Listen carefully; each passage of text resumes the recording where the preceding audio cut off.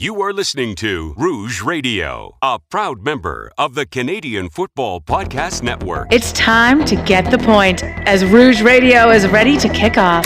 Ready! The best football talk with the best in the business. So what is the cost? You have 2 first-round picks this year because the Argos were dumb enough to trade for Drew Willie. A few rookies. We go directly to the on-field product. We welcome to the show the 20th overall pick in this past Sunday's CFL draft, DeAndre Wright of the Alouettes. DeAndre, welcome to the show. Thank you, guys. Thank you for having me. And the occasional Hall of Famer. Please welcome Doug Brown, who is one of the members of the current class of 2016 in the CFL Hall of Fame. Doug, thanks for joining us today. Oh, thank you guys for the kind words and for having me on the program. Rouge Radio is on the air. Here's your hosts, Robert Dalton and Tony Allen.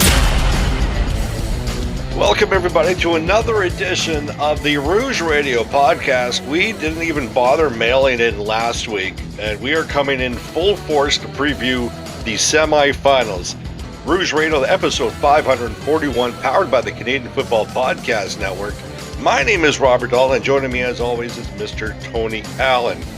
This podcast is sponsored by the good people over at Manscaped.com. Go to manscaped.com, enter the promo code Rouge. You get 20% off your order plus free worldwide shipping. Go to Manscaped, your balls, they will thank you. And if you haven't noticed, we fired Herb. I didn't tell Tony, but we fired Herb. So there's no. Oh no. There's yeah, it was budgetary reasons. That's a tough world. Yeah. Tough world out there. I know a lot of people are going to want to tune in and see, hey, what are you guys' thoughts on the semifinals this week? Because we are recording on Halloween, but some good thing that we did. There is some breaking news, but before we get to that, Tony, how's it going? It's been a while. That's going pretty good. How are you? I mean, I've been swept under this Blue Jays bonanza, this fever over the last 2 weeks. I 100% did not want to do this show after that. Horrible ending to that baseball game. It was such a unforeseen and crappy way to end a ball game in the playoffs. So, and the thing is, it was not an exciting ending to the baseball game. Mm-hmm. It was a calamity of errors and probably the single most embarrassing 9th inning in Blue Jays history. That you went from a runner on second and third with nobody out to runners on second and third. Pop fly. Yeah. Ernie Clement comes up, first pitch swinging for literally no reason. The guy can't throw a strike to this point in the game. Since he came in, we have a runner on second and third because the pitcher cannot throw a strike to save his life. So your first pitch swinging for some reason, and then the next guy hits one to shallow right field, and for some reason Barger is standing between second and third like an absolute dink. Like this is the first this is the second time this series that they've been caught napping. It's so stupid. It's like watching Quantum Leap. If you ever want to know what Quantum Leap looked like in real life, Barger standing there was the moment that Sam jumped into Addison Barger's body and didn't know where he was. And that's when they doubled him up on second, because then he's like, I'm in a baseball game. I need to run back. I'm just so furious right now that it was not even a good ending to the baseball game. The Dodgers didn't have to do anything except go out onto the field, and the Blue Jays did the rest. Yeah. It was just, I don't know. It's the most embarrassing 9th inning of baseball in Blue Jays history. If you asked AI to create the complete opposite of Joe Carter's Game 6 walk-off home run, that 6th inning and 9th inning in Game 6 would have been what AI spit out as the least most dramatic inning in Blue Jays history. Yeah. I don't know if we're going to win Game 7 now. That was so bad. There's those moments in any sport where you're like, that was their chance to win it, and they didn't, and now they're going to lose. And that's what that felt like that was. It doesn't, and I'm not, that's just what it felt like. And you know what I'm talking about. There might be people like, oh, he's so negative. But if you know sports, you know what I'm talking about. There's a moment where you said, things were going great. and they were never going to recover from it after that. Be it a Stanley Cup playoff series, when you're like, they needed to that one, and that's when that's what that is. That ninth inning was the turning point, and I don't think the Blue Jays are going to recover tomorrow because they probably get Ohtani tomorrow. Yeah, but I mean, they managed to get to Ohtani back in Game 4 after already playing an equivalent of 2 games, so that will be interesting. I still have Jays in 7. I mean, I was one of the few that thought that they were going to take it tonight, but I thought, at home, after Game 3, the heartbreak of losing in 18 innings, and to come back the next day, or I guess technically later that day, and to win it in that fashion in Game 4, I thought this series is the Jays to lose. But this is not a baseball podcast. That will be a separate podcast that we could probably launch under the Rouge Radio umbrella. Before we get to the Eastern semifinal preview, as I mentioned at the top of the show, the CFL had a media release. And I'd love for this to be the CFL decided to launch this release, this press release, on a Friday at about 6 o'clock on a time where nobody was going to pay attention. But here we are. Montreal Allouettes defensive lineman Shawn Oakman suspended indefinitely. Now, before we go forth, the Montreal Allouettes have actually since have actually outright released him. So he can appeal, most likely, possibly, given his rights as part of the CFLPA, but it's not going to be returning as a Montreal Alouette. Earlier today, the CFL put forth a press release saying the investigation revealed that following a dispute, Mr. Oakman threatened to send sexually explicit material to an intimate partner's child. So essentially, the layman's terms is that he was suspended for violating the league's gender violence and harassment policy.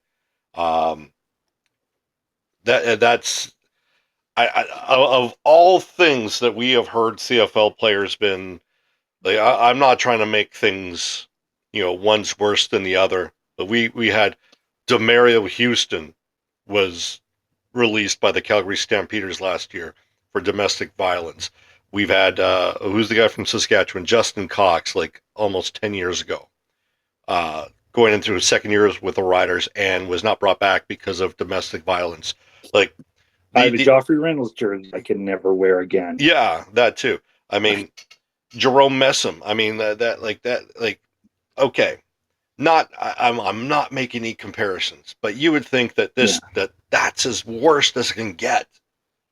And then this happens. Mm-hmm. It's like the moment that kids are involved, it's like you just not only crossed the line, you just obliterated it with there's no words to and I didn't expect to see anything but credit to some mouth breathers out there that I kind of half expected to be like, well, and guilty until proven innocent, which I guess is a take. The moment you get kids involved, your career's done. Yeah. And this is a league that definitely does not. I don't want to say that they take these lightly or what have you, but this is a league that definitely throws the book at you. Like, very rarely do they throw the book at you. So you can tell that they've actually done their due diligence with this. So this isn't guilty or innocent until proven guilty. Like they have evidence to do this. Before you get your thoughts on this one, I was just kudos to Danny Machocha, the GM for the Montreal Allouettes, who just didn't even take a minute to absorb this information, just outright release. I'm like, you know what? We don't need you. We don't need this distraction. Like, literally suspended at 5, released that by 6. That was those. So kudos to Mr. Machocha. Your thoughts on this one before we go forward. the only thing I need to say about this is across the board is this is the right thing to do. He's gone. He should never play football again. And it's over. Like there's no debate here. And like you said, there's sports in general is just no one's more forgiving to sexual predators than sports. Like they are. We're not going to be in other. And of course, you get the people that you mentioned as well. We don't know the facts. We need more context. You don't. That sounds like a lot of context right there. And there is no, but it's locker room talk. It's just heated debate. It's heated. Sports is emotional. It's like you can't say that stuff. It's 2025. And blaming political correctness doesn't save your ass. And it isn't an excuse. It's all over. And I know I've even had, being in the trades, back in our day, we could say that's like, no, you couldn't. But you just did, and we didn't care back then.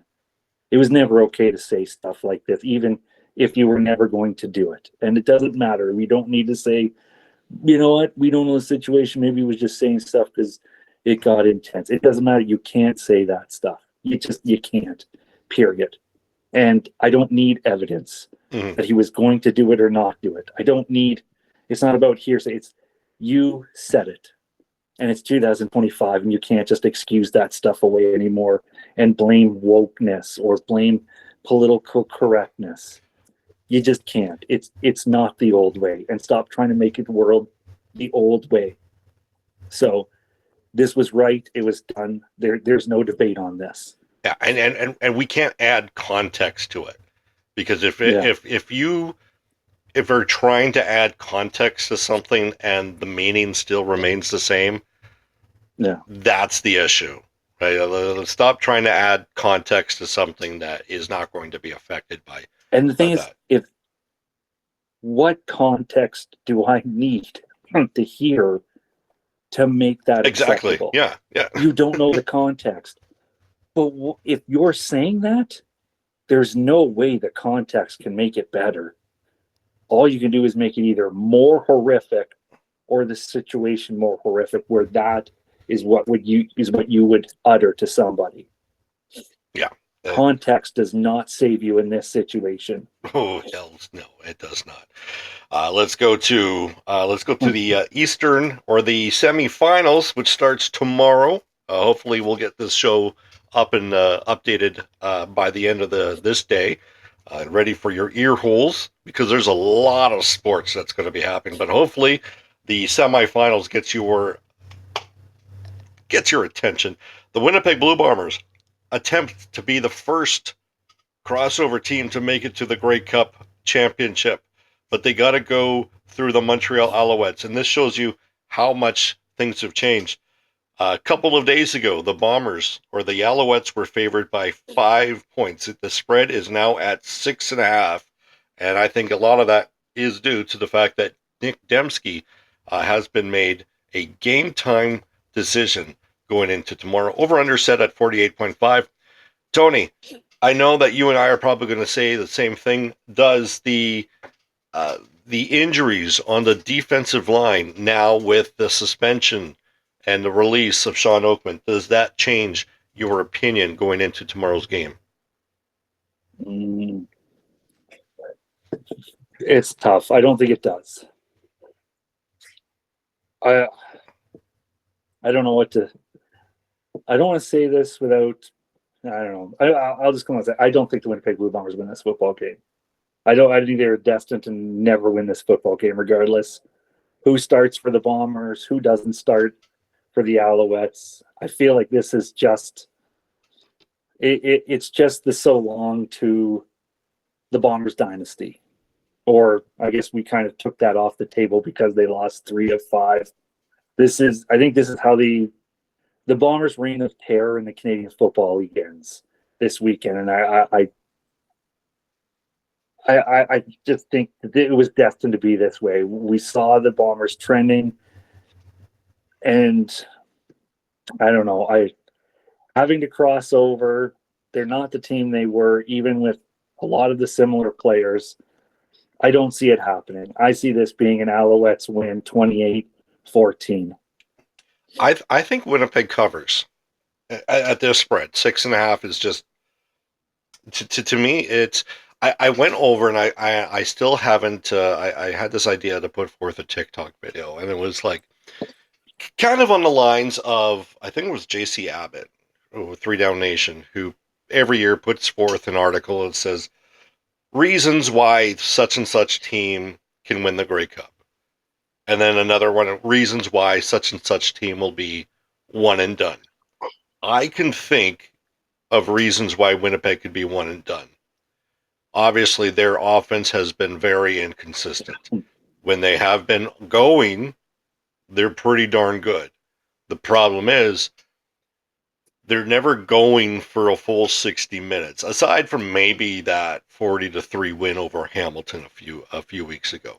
Outside of that, they've been going for a quarter, and then it's just been kind of, I don't know what they're thinking. And it could be a combination of rookie offensive coordinator who tries to coach himself, offensive line just not getting the groove on, quarterback who's hiding behind a older offensive lineman and is just not that great. And to their credit, they've found a decent 1-2 punch in the receiving group under Jared Stearns and Carrick Wheatfall, and now they've got Ontario Wilson back.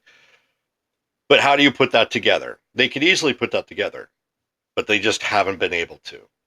Well, the reasons why we can think of why they can win this game is they've done this before. They've gotten to the playoffs, and we might not have given them the credit to do it, and then they just go ahead and win that game.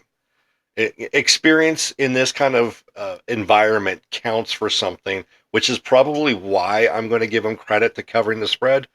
And on the other flip side, Montreal has just been a different team with Davis Alexander. That is the one main reason why Montreal has a bona fide route to the Grey Cup game, just because they look completely different and better than the other 8 teams in the league. Where a reason why that might actually come in, where they might actually be one and done. This is the first playoff game. Davis Alexander, this is his first playoff game. And I know that a lot of people are going to be taking a look at it like, okay, well, it doesn't matter. It's like, it does. Some players, those lights are too bright for the playoffs to equal your regular season play. At the end of the day, I prefer the unknown over the inconsistencies of the 2025 Winnipeg Blue Bombers. I still do have Winnipeg covering the spread, but I do have Montreal winning this one 25-21 over the Winnipeg Blue Bombers. And if that's if my math is correct, that is the under, and I believe that would be the under for you too as well. Next game is the Calgary Stampeders in BC. And I got a question for you before we get into your thoughts on this one here, Tony. Mm-hmm. One of the things that we've talked about throughout the last couple of years when Calgary has had that digression, it's been a while since they've won a playoff game, since the 2018 Grey Cup. Now, I'm only mentioning this because they have surprised your expectations this year. They've surprised my expectations this year. They've surprised everybody's expectations this year.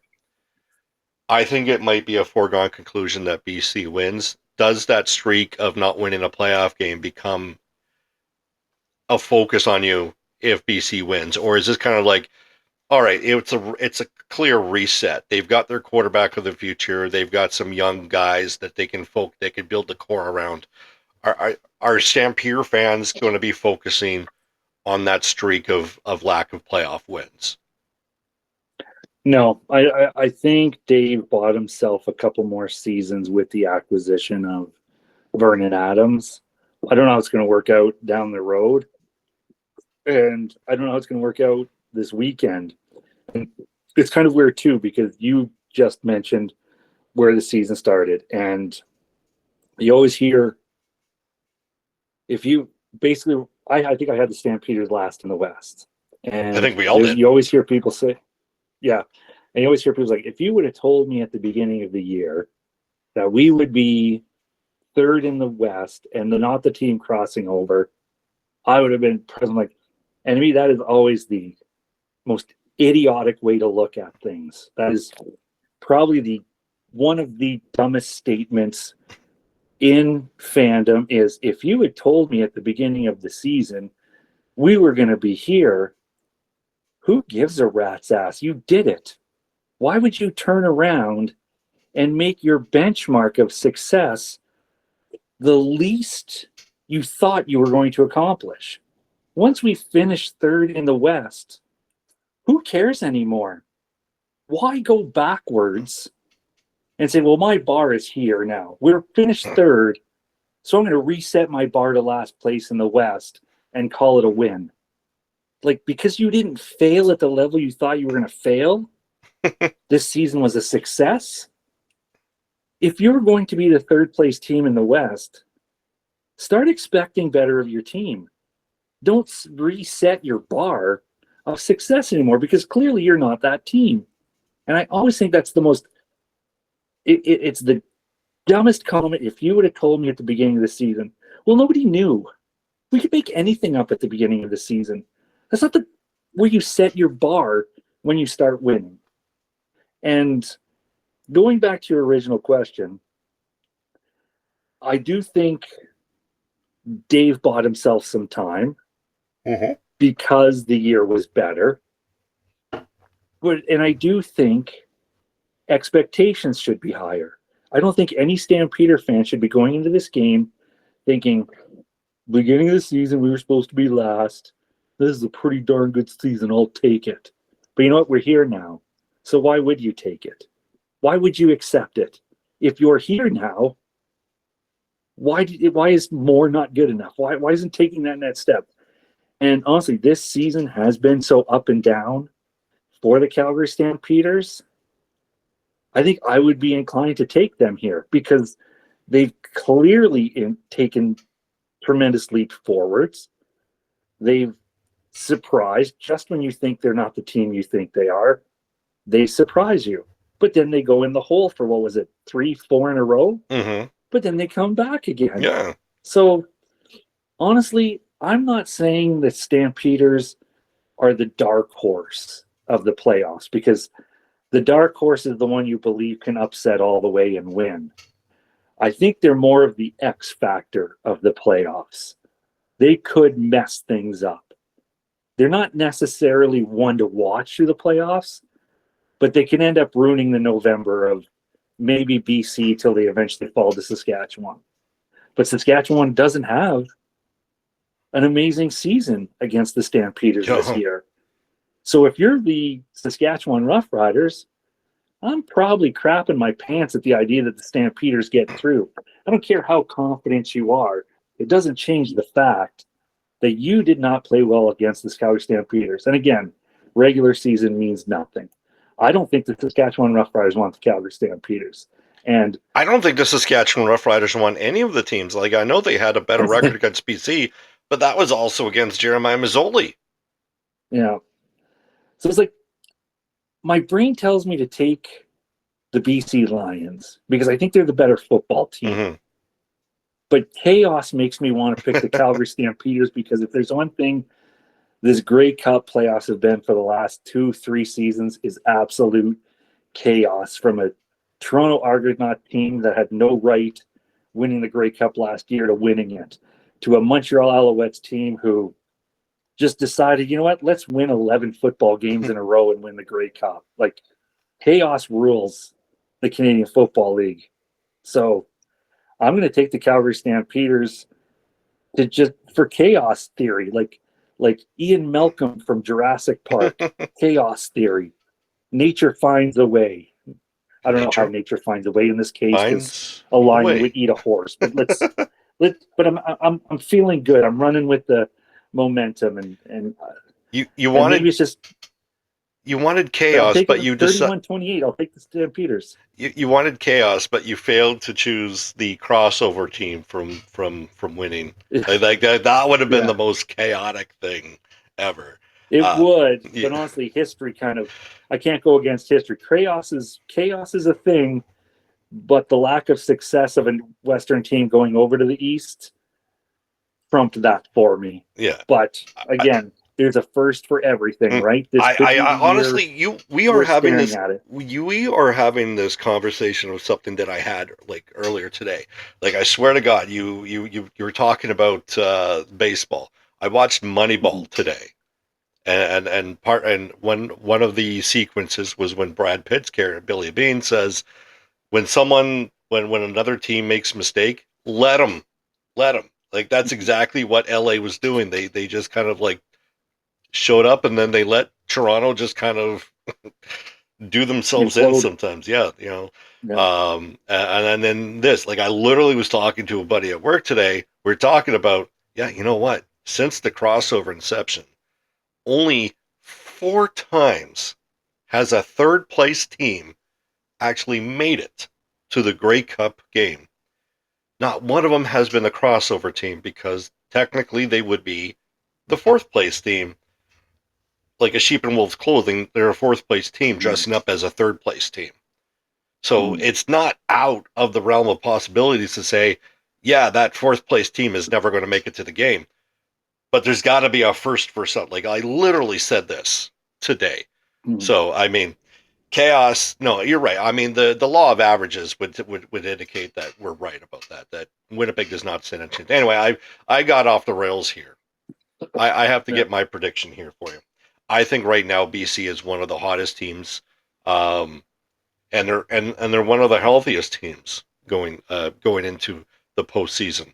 So I honestly, it's like we've always said before, they're the team to beat until they get beat. And right now, I don't see Calgary being that team.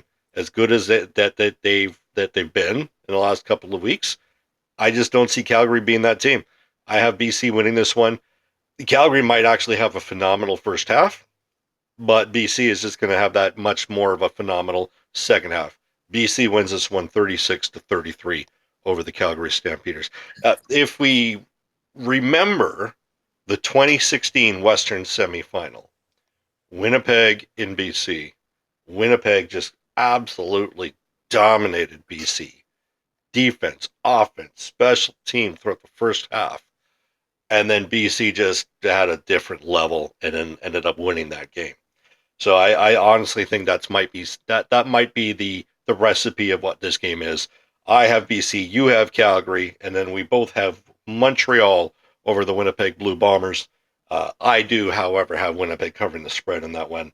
So on that note, obviously our podcast partnered with the good people over at Sports Interaction. Go to sia.com/Rouge. Your first deposit gets matched up to 100%. I actually placed a few bets on tonight's Jays game. And I kind of had a cop out. I had Toronto winning, and I was like, yeah, let's put money on the Dodgers too as well. So I won. There you go. Technically, so I of course won. you get money on the Dodgers and the Jays. Yeah, it's you can't win, you can't lose. Before we go, any final thoughts?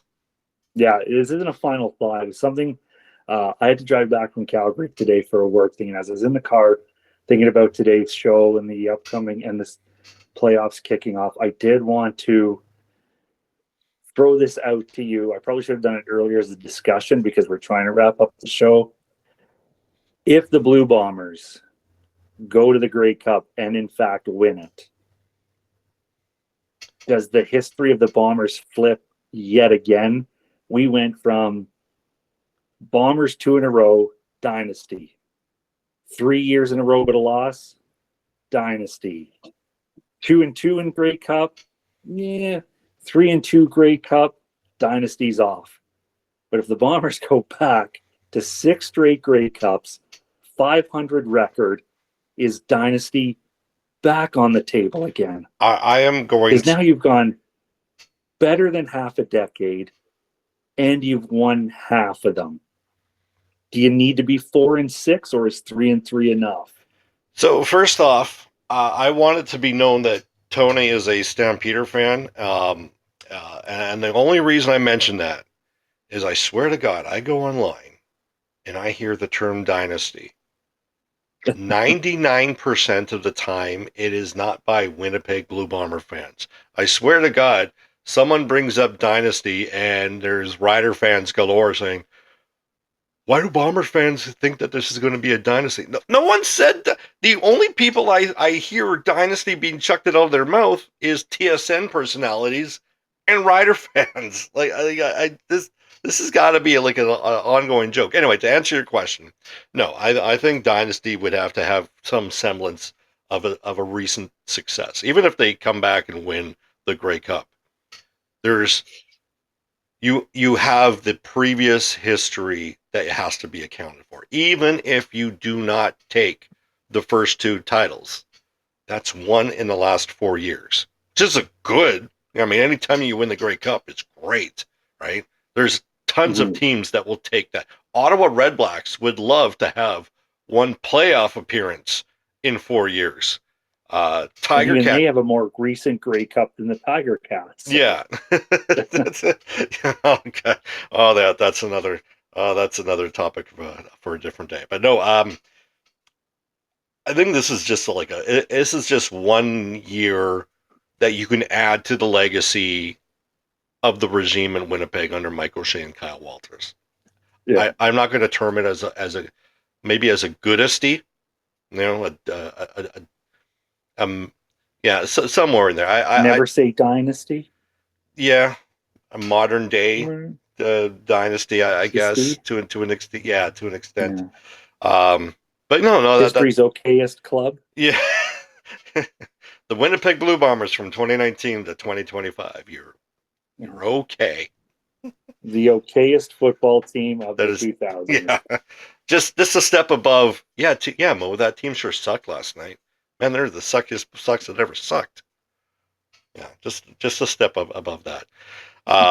By the way, I know that we don't read emails. You could first off, you could follow us on all social media at Rouge Radio, myself at Rouge Dalts, Tony at Tony Rouge, and of course you can like and subscribe to us on all podcast applications as well as YouTube, the TikTok at Rouge Radio Pod.